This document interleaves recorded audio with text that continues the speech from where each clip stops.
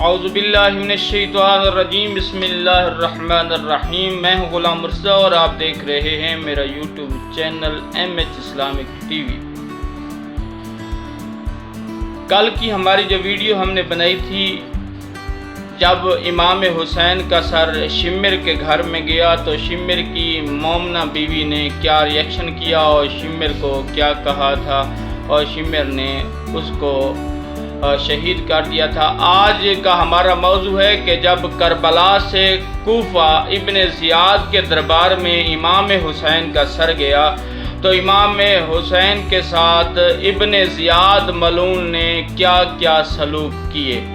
4 روایتیں ہیں اس کے بارے میں کہ امام کے ساتھ کیا دربار میں بھی سر کے ساتھ بہت بڑا ظلم کیا گیا۔ توجہ کریں، اگر آپ میرے چینل پر نیو ہیں تو سبسکرائب کر دیں اور بیل آئیکن کو دبا دیں۔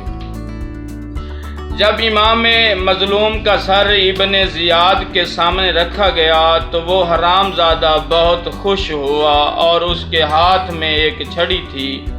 وہ امام مظلوم کے دندان مبارک پر مارنے لگا، ساتھ ساتھ یہ بھی کہتا تھا تیرے دانت کس قدر خوبصورت ہیں۔ اور بعض روایت میں ہے کہ اے حسین تیری داڑھی بہت جلد سفید ہو گئی ہے۔ باروایت پہلی روایت میں مخزن البقاء میں ایک بزرگ شخص اٹھ کھڑا ہوا اور کہنے لگا، اے ابن زیاد، جہاں تو چھڑی مار رہا ہے میں نے دیکھا ہے کہ رسول خدا اس جگہ کو بوسہ دیا کرتے تھے۔ تو ابن زیاد ملعون نے جواب دیا، یہ جنگ بدر کا بدلہ ہے، یعنی اس کے باپ نے ہمارے اکابر کو جنگ بدر میں تاہ تیغ کیا تھا اور ہم اب بدلہ لے رہے ہیں۔ فرسان الحجاب میں ہے کہ زید بن ارقم صحابی رسول جو پاس بیٹھا تھا اس نے برداشت نہ کیا اور کہنے لگا، چھڑی ہٹا لے ان لب ہے مبارک سے کہ مجھے خدائے وحد کی قسم اسی چھڑی کے مقام کو میں نے اپنی آنکھوں سے دیکھا ہے کہ حضرت رسالت ماں بوسہ دیتے تھے۔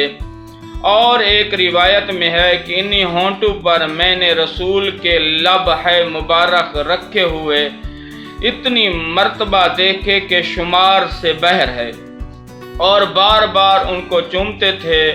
اس کے بعد زید ہے کر کر رونے لگا۔ ابن زیاد نے جواب دیا، اگر تو بوڑھا نہ ہوتا تیری عقل ضائع نہ ہو چکی ہوتی تو میں تجھے قتل کر دیتا، کیونکہ تو ہماری فتح پر روتا ہے۔ زید بن ارقم نے کہا، اے ابن زیاد، تجھے ایک اور حدیث بتاتا ہوں جو تجھے ناگوار ہوگی۔ میں نے اپنی آنکھوں سے دیکھا تھا کہ ایک روز حضرت رسول خدا ایک زانو پر امام حسن کو اور دوسرے زانو پر امام حسین کو بٹھائے ہوئے تھے اور دعا کر رہے تھے، اے پروردگار، میں ان دونوں کو اور علی کو تیرے حوالے کر کے جا رہا ہوں۔ اے ابن زیاد، تو خود سوچ لے، رسول کی امانت سے تو نے کیا سلوک کیا ہے۔ بس یہ کہتا ہوا روتا ہوا بہر اٹھ کر کھڑا ہوا اور مجلس عام کی طرف خطاب کر کے کہنے لگا، اے اہل عرب، تم مرجانہ کے بیٹے کی خاطر اپنے رسول کے نواسے کو قتل کر ڈالا ہے۔ یہ شخص تمہارے شریفوں کو ذلیل کرے گا اور کمینوں کو تمہارے سر پر سوار کرے گا۔ تم نے اپنے لیے ذلت خریدی ہے، خدا کی رحمت سے دور ہو۔ جو شخص بے حیائی اور بغیرتی کو اپنے لیے فخر محسوس کرتا ہے۔ چوتھی روایت میں ہے کہ سر مبارک کو اپنے سامنے رکھ کر ابن زیاد ملعون 1 گھنٹے تک چھڑی سے پے در پے مارتا رہا، جس طرح بارش کے قطرے یکے بعد دیگرے زمین پر پڑتے ہیں۔ باروایت کم جب حضرت رباب نے دیکھا تو سہ نہ سکی، اٹھ کر کھڑی ہوئی اور ایک مرتبہ امام مظلوم کے سر کو اٹھا لیا اور گود میں رکھ کر اس کو بوسہ دیا، ہے کر کے رونے لگی۔ پھر 2 اشعار پڑھے جن کا مقصد یہ تھا، مجھے اپنے آقا حسین کا وہ وقت ہرگز نہ بھولے گا جب ہر طرف سے تیر ان پر پڑ رہے تھے۔ ظالموں نے ان کی لاش مطہر کو سر زمین کربلا میں بے غور و کفن چھوڑ دیا تھا۔